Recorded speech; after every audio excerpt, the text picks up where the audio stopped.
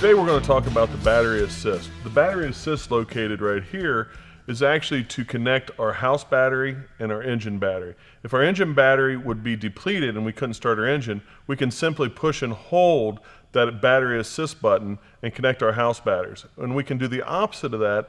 If our engine cranking battery is charged and our house is low, we can push and hold that button and actually jump start our generator in the rear to start charging our unit. Located right of the fuel pedal is a cable. That cable disconnects the engine start battery from Mercedes. In long-term storage, I would disconnect that cable, but you only want to disconnect that cable after the vehicle has been shut down for 10 minutes. This cable is located just right of the fuel pedal. You have to push down on the red cap and pull out.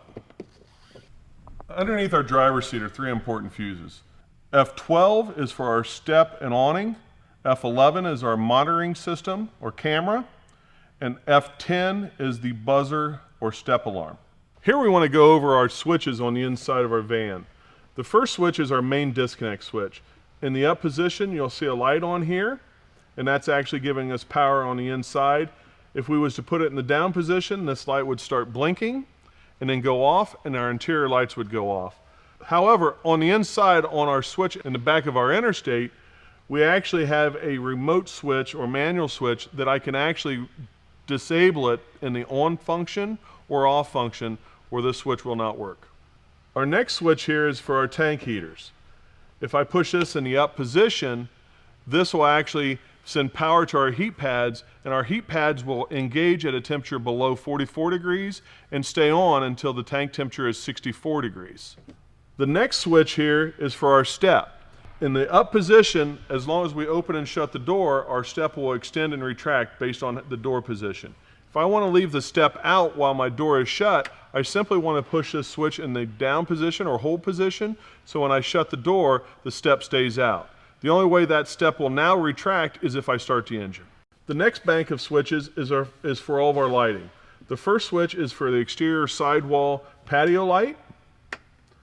The next one is our aisle lights down at our floor level. The next switch is for dimmer controls for our ceiling lights. So when we turn that switch on, in the up position they're going to be bright, and pushing, holding it in the down position, the lights will actually dim. You will notice when we turn the disconnect switch off at the sliding door, the red knob is rotating counterclockwise. When we turn it on, that red knob will rotate clockwise, as seen here.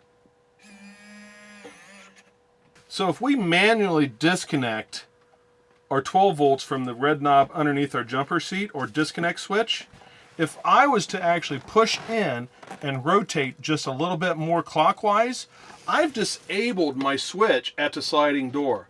So if I was to actually shut my disconnect switch off at the sliding door, this red knob will not rotate.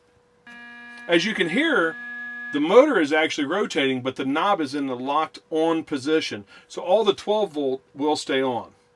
So all I would need to do to reset this is turn the disconnect switch on.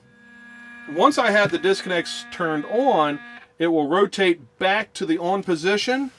I can push in on this and just rotate just a little bit counterclockwise. And now I've re-engaged that, so I can shut it off from my remote switch at the sliding door.